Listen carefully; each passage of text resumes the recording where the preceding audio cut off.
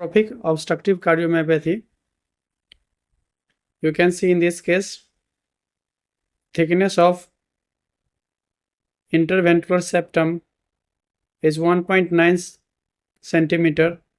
Thickness of posterior wall is 1.0 centimeter.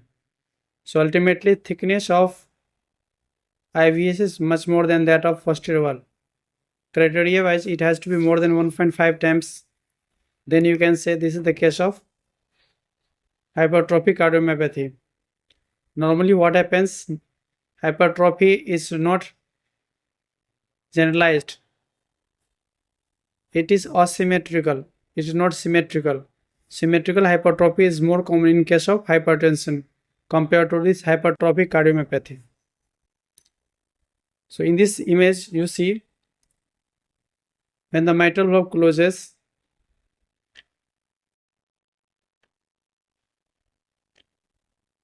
you can see this mitral valve closes and moves towards IVS, that means anteriorly. This is called SAM, systolic anterior motion of anterior mitral leaflet. As the anterior mitral leaflet does not take part fully, then that is leads to malcoaptation, ultimately leading to mitral regurgitation, and that regurgitation is normally posteriorly directed. You can see in this image. So posteriorly directed MR. See, now systole begins. Let's see. Now first just analyze it. Systoles begins, mitral valve closed, then see. Then this anterior mitral leaflet has moved towards interventricular septum, leading to this portion. This is subaortic zone. This subaortic portion. Aortic valve is here. This is subaortic portion. This portion has become narrow. So from here obstruction starts. So you can see the turbulence that has started from here.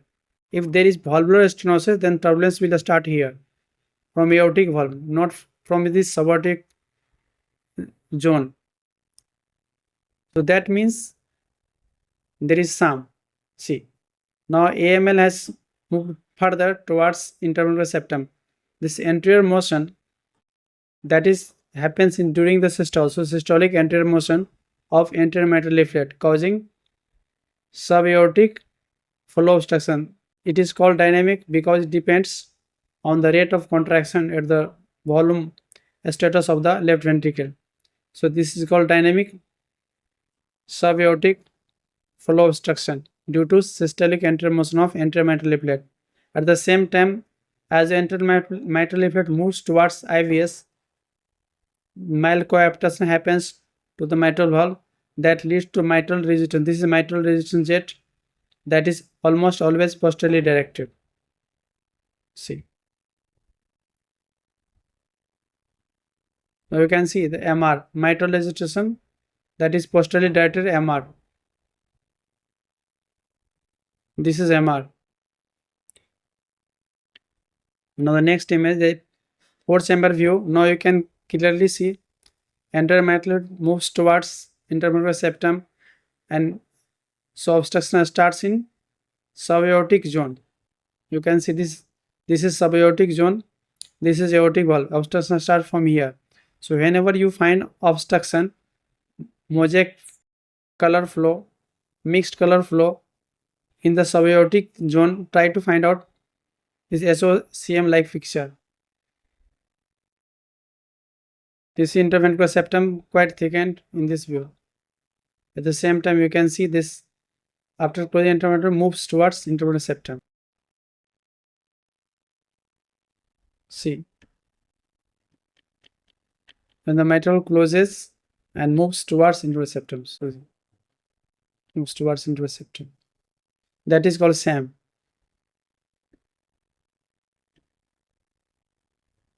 See, the obstruction starts from here, and little bit aortic valve damage leading to trivial aortic regurgitation also. You can see aortic regurgitation. This is aortic regurgitation.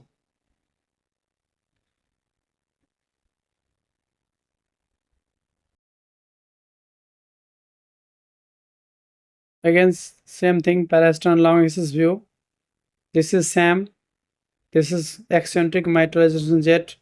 In this image, eccentric mitral ejection jet, and flow obstruction starts from subaortic region.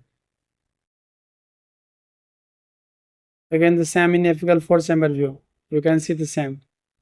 See how the after closure of mitral valve moves towards this IVS, interventricular septum.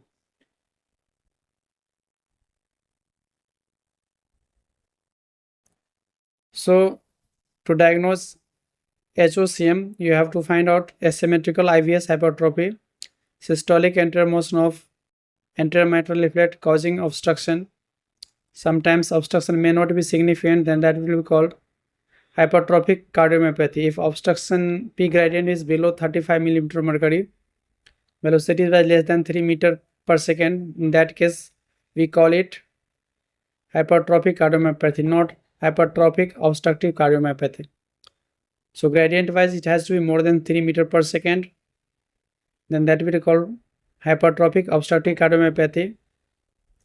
Third thing, you have to find out the systolic function of left ventricle, diastolic function of left ventricle, the size of left atrium, the size of left ventricle, where the flow obstruction starts, how much obstruction is there.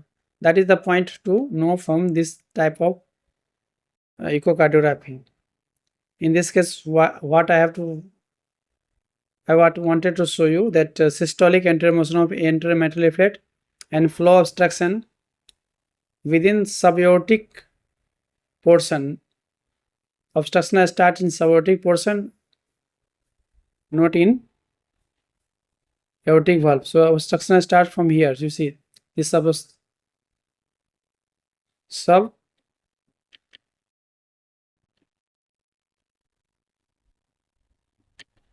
you can see the you see the obstruction starts here.